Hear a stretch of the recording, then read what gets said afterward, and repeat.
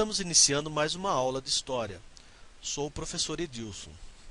Em nossa aula anterior, estudamos sobre o chamado imperialismo ou neocolonialismo.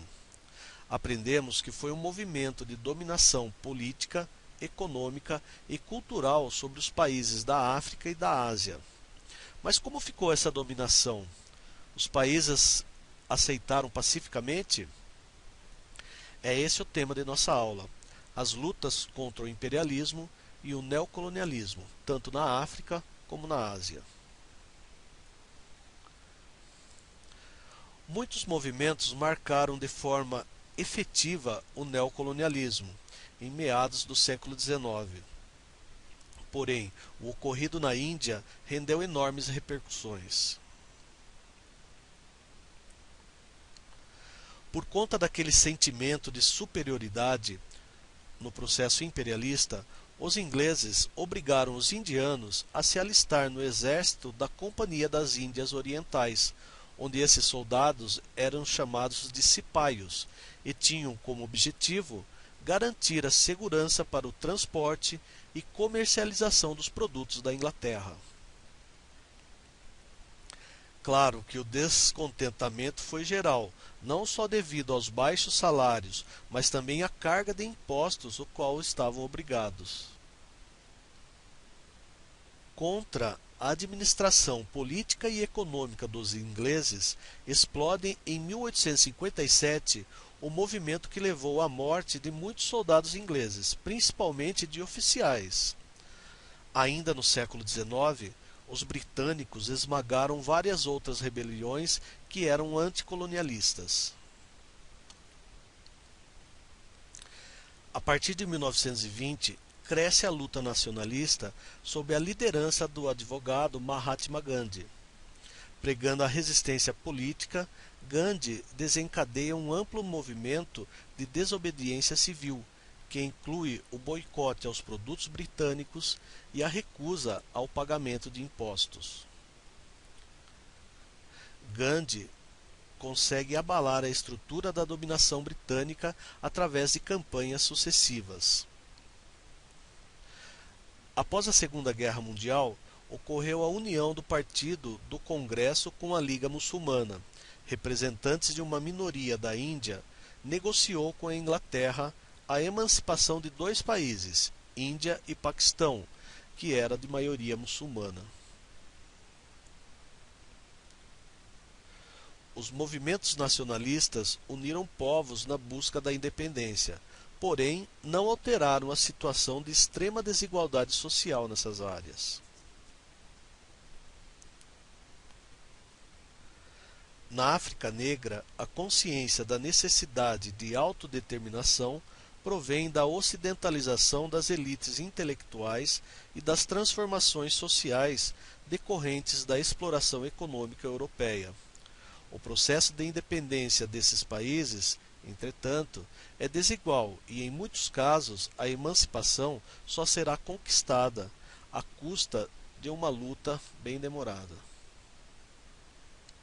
Na África, as ideias de que os povos africanos tinham destino comum e de que só pela união poderiam enfrentar os desafios que o futuro lhes havia reservado, existia desde o final do século XIX.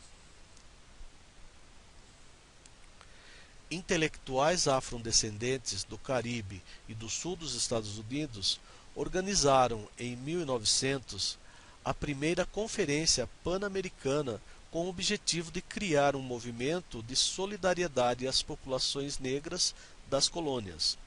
Aos poucos foi sendo construído um arsenal ideológico contra a dominação europeia. Ainda na década de 1940, grande parte dos antigos domínios ingleses, holandeses e americanos no Pacífico tornou-se independente. Foi o caso da Birmânia, do Ceilão, do Paquistão, da Indonésia e das Filipinas.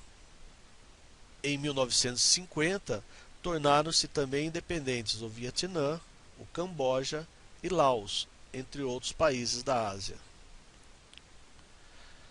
Já na conquista e dominação da África do Sul pelo Império Britânico, que tornou a língua inglesa como oficial da região e os negros ficaram sem direitos políticos e sociais. O cúmulo da violação de direitos ocorre em 1948, quando é criada a estrutura política, social e econômica do apartheid, um sistema legalizado que discriminava racialmente os negros e garantia o domínio da minoria branca na região. O apartheid e sua estrutura será outro tema de uma aula em uma próxima ocasião. Chegou a hora de testar os seus conhecimentos.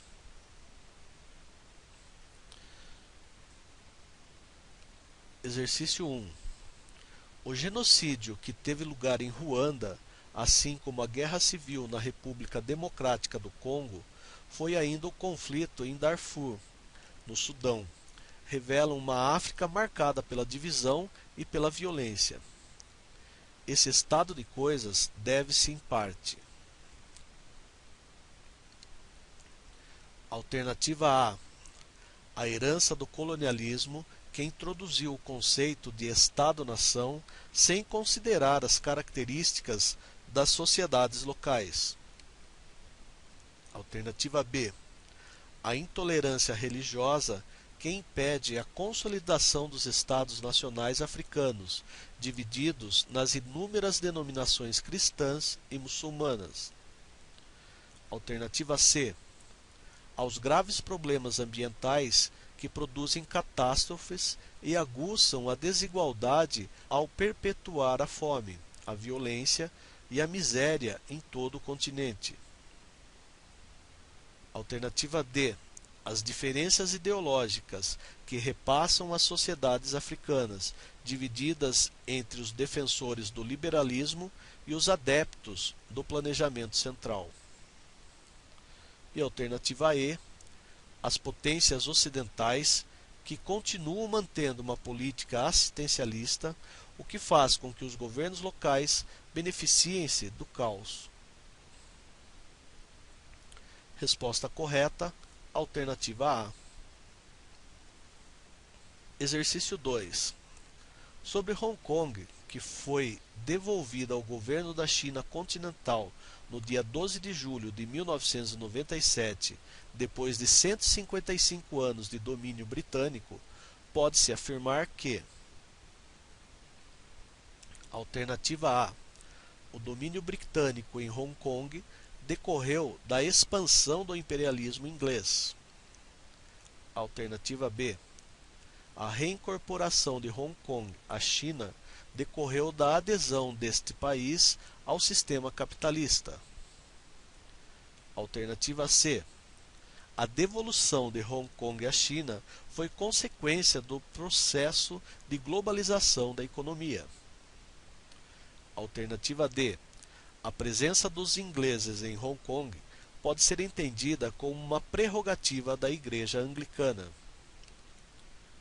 E alternativa E.